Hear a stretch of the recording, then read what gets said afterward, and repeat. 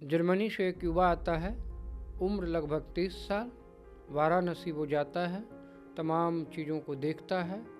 वहाँ से निराश होकर बद्रीनाथ जाता है। बद्रीनाथ में वो अपनी आध्यात्मिक यात्रा पर होता है और उसे एक सन्यासिनी मिलती हैं, महिला मिलती हैं, जो उसे उड़ते हुए दिखती हैं, उड़ाने की बात कहती हैं।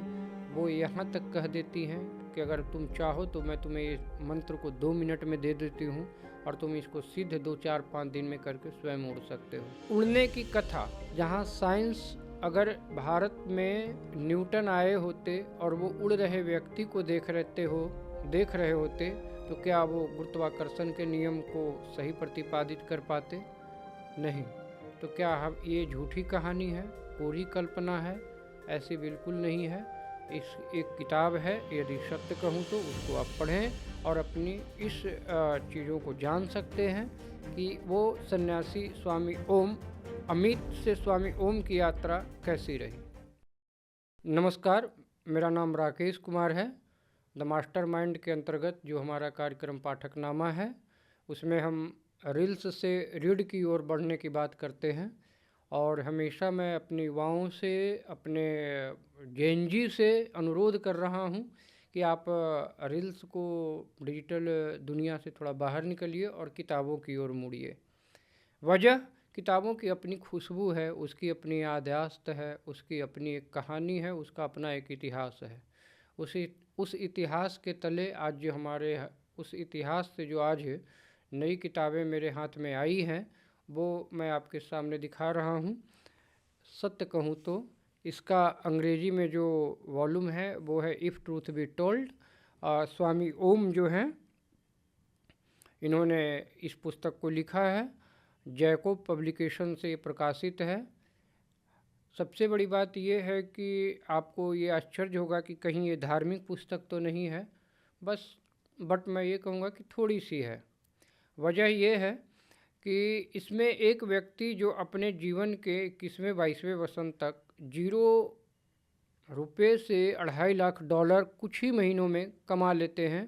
और वो न सिर्फ कमाते हैं बल्कि वो डॉलर से डॉलर अपनी संपत्ति को बढ़ाते चले जाते हैं। वो डॉलर के जंगल में ऐसे खो जाते हैं कि उन्हें लगता है कि बस सुबह उठो डॉलर, शाम सोते वक्त भी डॉलर। इस पुस्तक को क्यों पढ़नी चाहिए? इस पुस्तक के पढ़ने के पीछे सिर्फ आग्रह मेरा इसलिए है कि आपको ये समझकर ठहरने की ज़रूरत है कि क्या हम सिर्फ पैसा पैदा करने की एक मशीन बनकर रह गए हैं, या हमारे अंदर कोई मानवीय भावना भी होनी चाहिए। क्या हमारी जीवन जो है वो सिर्फ भौतिक संपदाओं को खड़ा करने का नाम है, या भौतिक संपदाओं को इकट्ठा करके हम जो जीवन में समाज के लिए, देश के लिए, दुनिया के लिए भी कुछ दे पाएंगे या नहीं। इस तरह की जो यात्राएं हैं वो स्वामी ओम के माध्यम से आप देखेंगे। इस पुस्तक की कुछ बातें जो है वो मैं आपको बता दूं कि ये इस पुस्तक में कुल 15 आपको चैप्टराइजेशन है, और 15 चैप्टर में आपका जो है वो अमित नाम है इनका। अमित किस तरह से वो स्वामी ओम बन जाते हैं, इसकी एक पूरी यात्रा है। इसमें किसी प्रकार का आग्रह नहीं है, किसी प्रकार का कोई आपसे मतलब ठगा ठगी की बात नहीं है, ऐसा करो तो ऐसा हो जाएगा, वैसा करो तो वैसा हो जाएगा, ऐसी कोई बात नहीं है। एक व्यक्ति जो अपने संन्यास जीवन में जो चीज़ भोगते हैं, अच्छा हो बुरा हो, गुरु के द्वारा किया गया सद्व्यवहार हो या उनके प्रति अत्याचार हो, इन सारी बातों की ये स्टोरी इस पुस्तक में आपको पढ़ने को मिलेगी। इस पुस्तक में सबसे बड़ी बात जो है कि वो ये है कि स्वामी ओम जो हैं वो अपनी यात्रा, जब वो जर्मनी से लौटते हैं तो वो वाराणसी में जाते हैं, और वाराणसी में वो लगभग 1 साल वो साधना में रहते हैं, पर उन्हें कुछ मिलता नहीं है। वहाँ से खाली हाथ निराश होकर वो बद्रीनाथ की यात्रा पे जाते हैं। और इस बीच तमाम तरह की घटनाएं आती हैं कि इवन जब आप बद्रीनाथ की घटनाओं में पढ़ेंगे तो आप रोमांचित हो जाएंगे, क्योंकि उसमें उड़ने वाले साधु से लेकर के तमाम मंत्र सिद्धों की बात होती है। तमाम ऐसी ऐसी घटनाएं की वर्णन है जो आपको पढ़ने में रोमांच पैदा करेगा, और आपको ये आश्चर्य होगा कि ये एक जीवित व्यक्ति जो अभी भी दावा करता है कि हमारी भारतीय सनातन परंपरा में जो चीज़ें हमारे वेद, उपनिषद, महाभारत, रामायण इन सब चीज़ों में है, क्या वो वास्तविक में भी हमारे इर्द गिर्द हैं? तो आपको ये स्वामी ओम जो हैं वो बताएंगे कि कहाँ है, कैसे है, लेकिन प्रयास आपको करना होगा।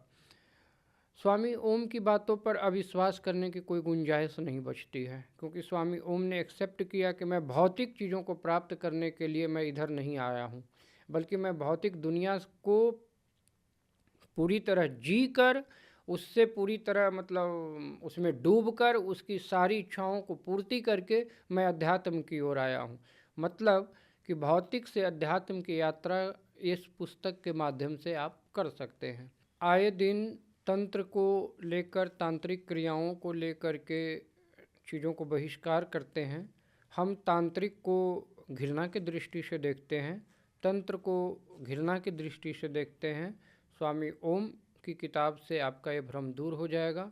तंत्र एक विशुद्ध पद्धति है जिससे आप अपने आप को समझते हैं, आप अध्यात्म की ओर यात्रा कर सकते हैं। जस्ट लाइक तंत्र जो है वो इंजीनियरिंग है, टेक्नोलॉजी है, बिल्कुल उसी तरह जिस तरह से आपका मोबाइल फ़ोन काम करता है, उसी तरह से तंत्र में कई सिद्धियां ऐसी होती हैं जिनको आप करने के बाद व्यक्ति से सीधा संपर्क साध सकते हैं। अगर आपको इसे जानना हो तो जायको पब्लिकेशन से प्रकाशित if truth be told A Monks memoir के तहत आप इसको पढ़ सकते हैं, समझ सकते हैं।